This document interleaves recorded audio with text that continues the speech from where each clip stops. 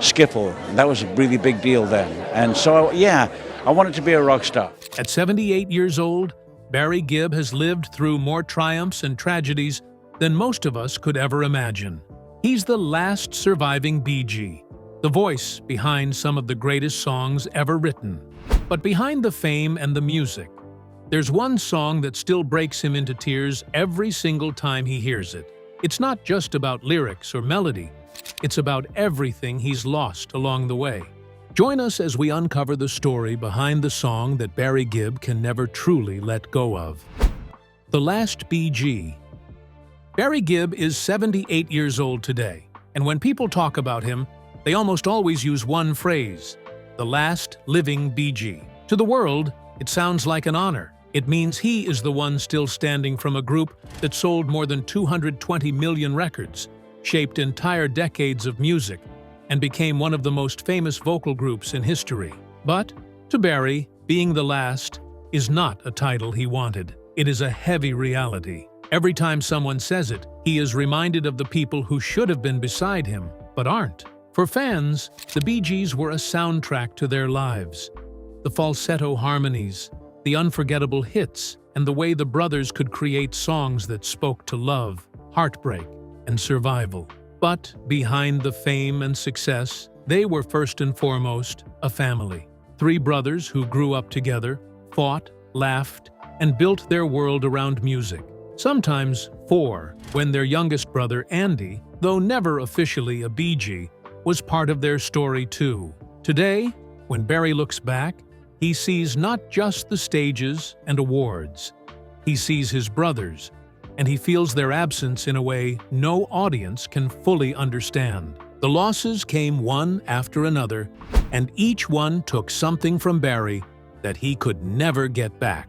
The first was Andy, the youngest of the Gibb brothers. Andy had followed his older brothers into music and quickly became a star on his own. With hits like Shadow Dancing, he became a teenage idol in the late 1970s, adored by fans around the world. But the fame came too fast and too hard.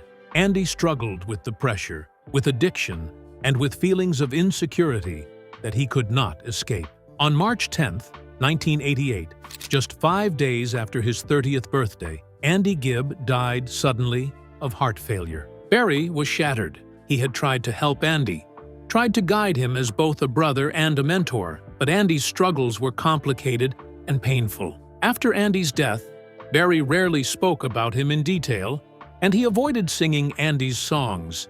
Friends have said that the loss of Andy was something Barry carried quietly, but heavily for the rest of his life. It was the first time he learned what it meant to keep going after losing a brother, and it would not be the last. 15 years later, in January 2003, tragedy struck again.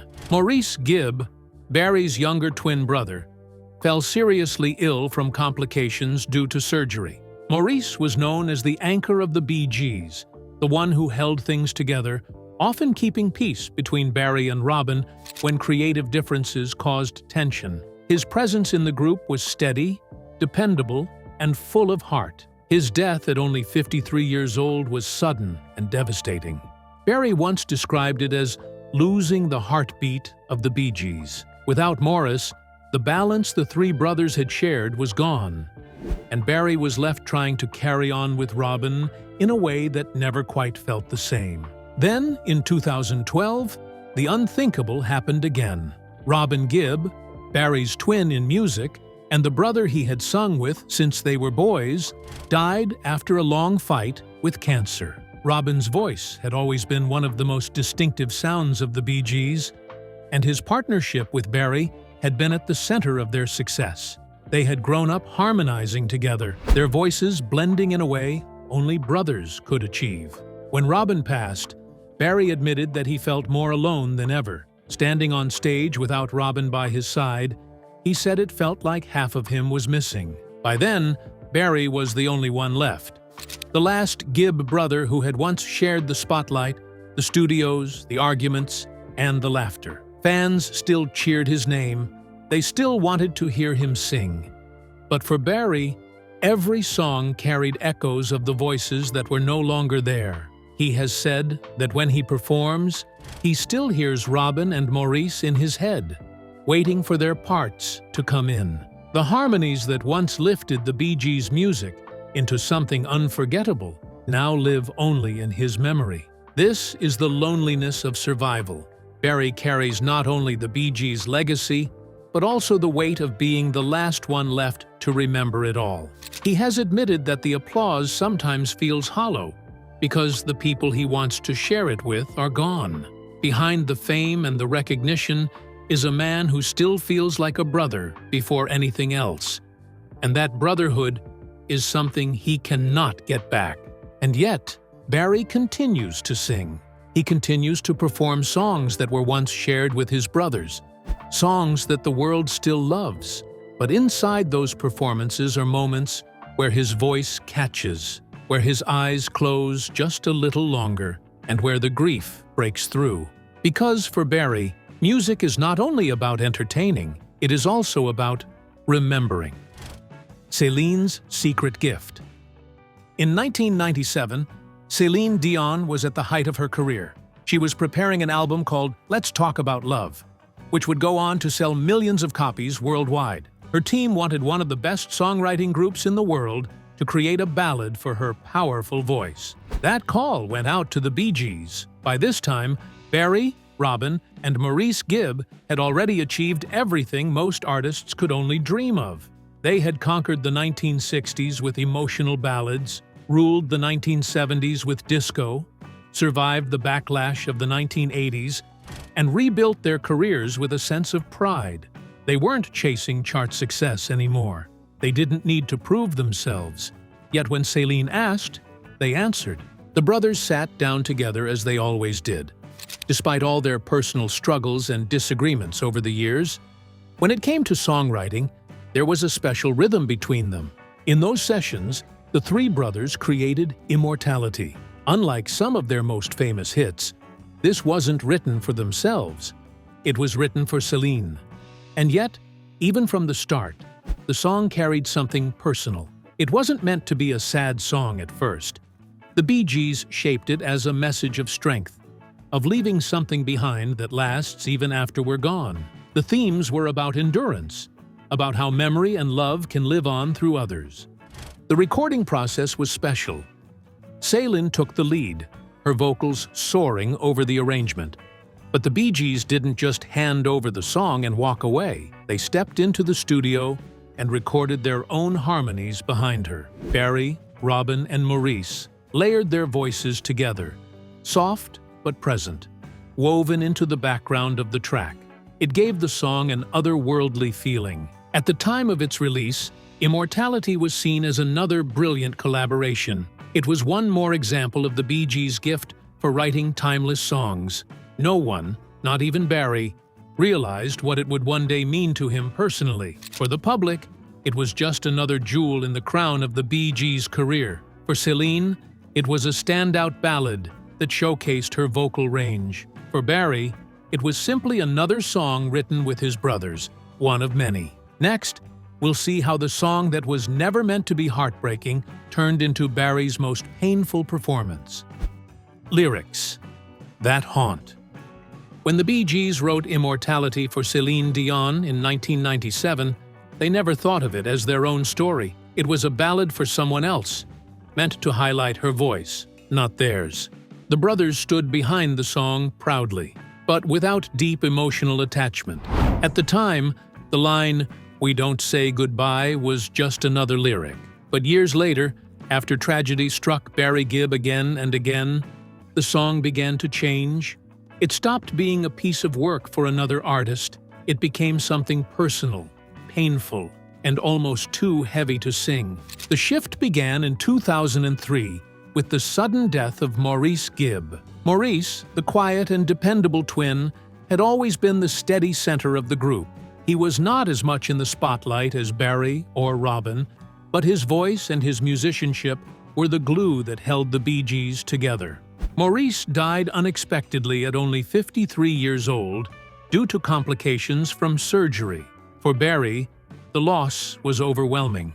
He had already lost Andy in 1988, But Maurice's passing hit in a different way. This was the brother who had been beside him since childhood, in every stage of the Bee Gees' career, through success and failure. It was after Maurice's death that Barry first began to hear immortality differently. The lines about not saying goodbye, the promise of living on, and the quiet strength of the song took on a new meaning.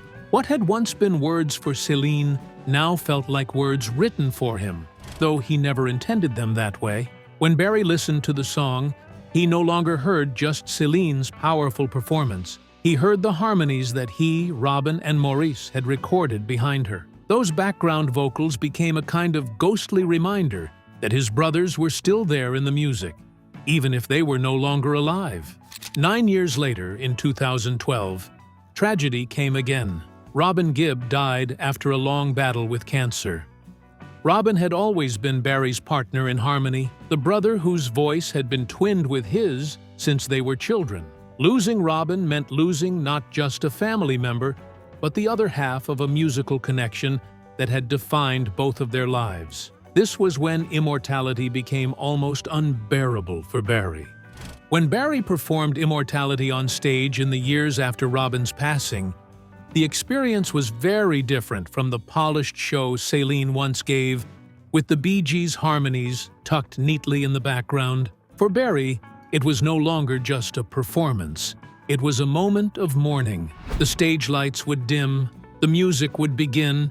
Behind him, recordings of Robin and Maurice's voices would play, the same harmonies they had laid down years earlier. To the audience, it was moving to hear those familiar sounds. But to Barry, it was something else entirely. It was as though his brothers were with him again, singing the lines they could no longer sing in person. He once said in an interview, "I hear their voices when I sing. I still wait for their harmonies." That was exactly what audiences saw during these performances. A man still waiting for something that would never come. Barry has admitted openly that immortality brings him to tears. In interviews, he explained that it's not the fame or the applause that affects him when he performs the song. It's the sound of his brothers. The harmonies they recorded for Celine's version are locked in time, unchanged, forever young. Every time he sings the song, Barry is reminded of the moments in the studio when they recorded it together. He is reminded that those moments will never return, except in recordings. But as powerful as Immortality is, it is not the only song that carries Barry to tears. Another one, much older, was written by his brother Robin, and when Barry performs it now, the emotion is almost too much to hide. Andy's lost voice. Before the world came to know him as a tragic figure, Andy Gibb was the youngest and brightest hope of the Gibb family. Born in 1958, Andy grew up watching his older brothers Barry, Robin, and Maurice build the Bee Gees into a global phenomenon. By the time he was a teenager, he had the same dream. He wanted to sing, to perform, and to prove himself as more than just the little brother. Barry, being the oldest and most protective, stepped in to help him. With Barry's guidance, Andy quickly rose to stardom. His first single, "I Just Want to Be Your Everything," in 1977, shot straight to #1 in the United States. It was written by Barry and showcased Andy's natural charm and smooth voice. The song's success launched Andy into fame almost overnight. Not long after, he followed it with more hits, including "Love Is," "Thicker Than Water," and "Shadow Dancing." That last track spent 7 weeks at #1 in 1978 and became one of the defining pop songs of its era. Andy was only 20 years old when he was topping the charts, appearing on magazine covers and performing to screaming fans. But behind the fame, Andy was fragile. He had a personality that craved love and approval, but he often doubted whether he deserved it. While his brothers thrived in the shared structure of the Bee Gees, Andy was on his own as a solo star. The pressure was heavier because he carried the Gibb name, and comparisons were constant. Fans loved him, but Andy often struggled to love himself. Over time, he developed issues with drugs and alcohol, which only added to his emotional battles. Barry found himself pulled into a difficult role. He was not just Andy's older brother. He became his mentor, his manager, and, at times, his disciplinarian. Barry tried to guide Andy's career and personal life, but it was a delicate balance. Being both a brother and a professional figure often blurred the lines. Barry wanted to protect Andy, but he also had to push him, and sometimes that created distance between them. In later interviews, Barry admitted that by the end of Andy's life, they weren't as close as they once were, not because of anger or betrayal, but because Andy had been struggling so deeply. On March 10, 1988, tragedy struck. Andy died suddenly from heart failure just 5 days after his 30th birthday. He had been in poor health for some time, weakened by years of emotional and physical struggles. His death shocked fans worldwide, but for Barry, it was shattering. He had always believed there was still time to help Andy, time to mend the distance between them. Suddenly, that chance was gone forever. In the years after Andy's passing, Barry carried that pain quietly. He avoided performing Andy's songs in public. Even though Andy's music had been hugely popular, Barry seemed unable to revisit it on stage. It wasn't just about avoiding the memories. It was about the weight of regret. Interviews that touched too closely on Andy's struggles often made Barry uncomfortable, and he would steer the conversation away. The silence was telling. Unlike with Maurice and Robin, whose memories Barry often shared openly, Andy's story was one he rarely revisited in detail. Among fans and insiders, there has long been talk of a rumored recording Andy left behind before his death. According to those close to the family, Andy recorded a raw, stripped-down demo in his final months. It was never released, never officially acknowledged by Barry, and never shared with the public. Some sources claim the tape was given directly to Barry, and that he has kept it for more than 3 decades. The song's title and lyrics remain unknown, but people who claim to have heard about it describe it as Andy's last message, a personal reflection captured in music. Barry has never confirmed the recording's existence, and he has never commented on whether he would ever share it. For many fans, the mystery only deepens the heartbreak. But those who know Barry understand why he might keep it private. Some grief is too personal, too fragile, to turn into something public. If the recording is real, Barry may see it as something that belongs to him and his family alone, not to the world. In 2012, when Robin died, Barry gave a rare comment about Andy. He admitted, "Losing Andy was the hardest, because it was preventable. I always wonder if I could have done more." That sentence showed the wound that never healed. For Barry, Andy's death wasn't just about loss. It was about questions without answers and about regrets that never faded. Even today, when Barry performs certain songs like "To Love Somebody," fans notice moments where Andy seems to cross his mind. A pause, a glance upward, a line delivered softer than the rest. These are the quiet signals of a brother still haunted by what was left unsaid. And while Immortality and I Started a Joke connect Barry to Robin and Maurice, Andy remains present in a different way. He is the brother Barry could not save, the one he still mourns in silence, and perhaps the one who left behind a song only Barry has heard. Robin's Final Cry.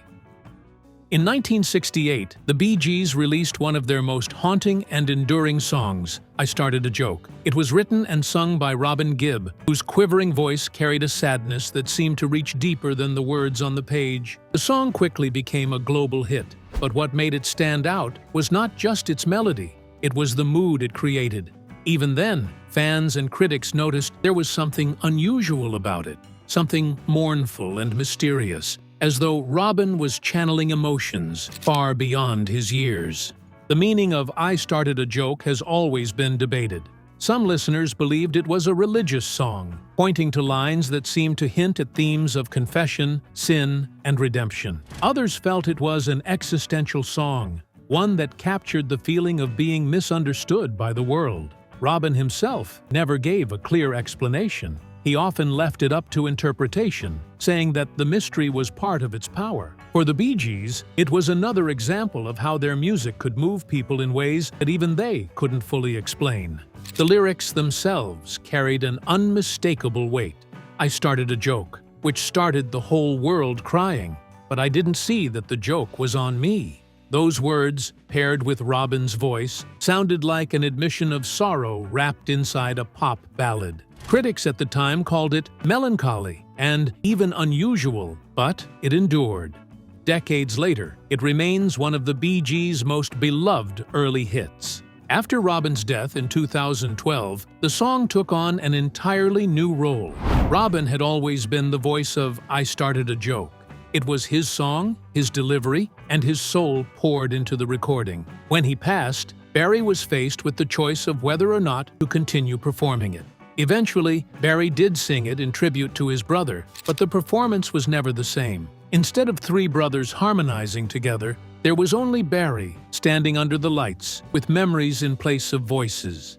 Fans who attended these performances have spoken about the emotional atmosphere in the room. The moment the opening chords began, there was a noticeable hush. Barry's voice, still strong but weighted with grief, carried the lines Robin once sang.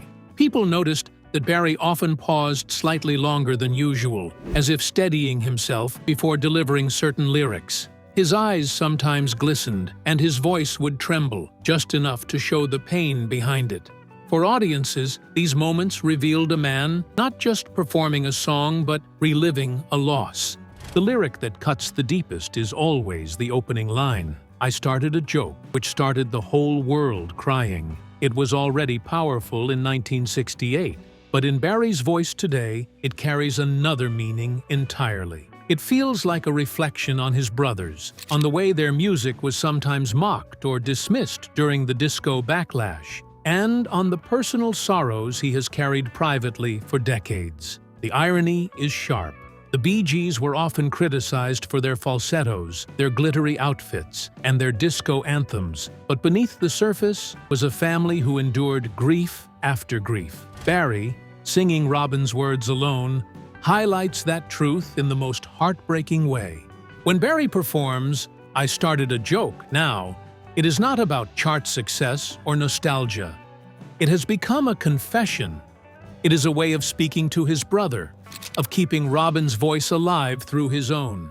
Fans sense it. They can see that this song is different from the rest of the set. It is no longer simply entertainment. It is remembrance.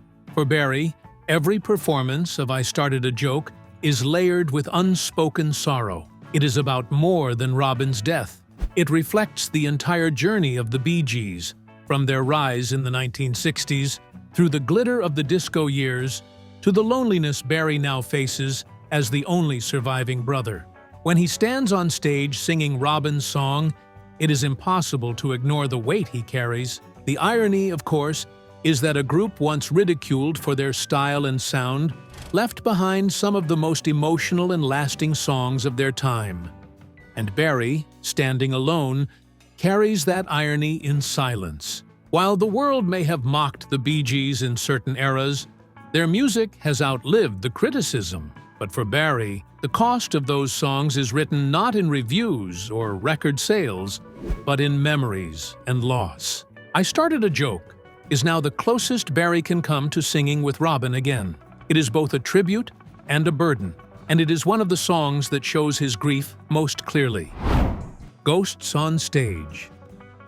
For anyone watching Barry Gibb perform today, there are moments on stage that reveal more than words ever could. They are not dramatic or obvious. They are subtle, almost hidden. But once you notice them, they stay with you.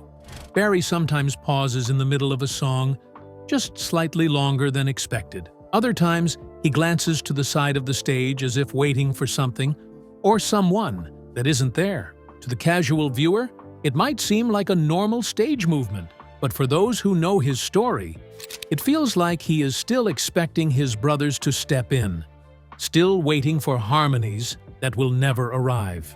Fans who attend his concerts often describe a sense of nostalgia. They hear the old songs they grew up with, the hits that made the Bee Gees legends. To them, The harmonies that once defined the group now live on as cherished memories. But for Barry, the feeling is different. While the audience hears history, Barry hears absence. Each song reminds him not just of success, but of the brothers who shared those moments with him. What feels like a trip down memory lane for the fans is, for Barry, a reminder of the empty spaces around him on stage. These emotions are not only seen in performances, they have been captured in interviews over the years as well. Barry, who is usually warm and open, sometimes struggles when the topic shifts to his family. Viewers have noticed his voice breaking when he talks about Andy, Maurice, or Robin. There are long pauses, moments where he looks down, or where he tries to collect himself before continuing. These are not rehearsed reactions. They are raw pieces of grief that slip through when the memories become too much.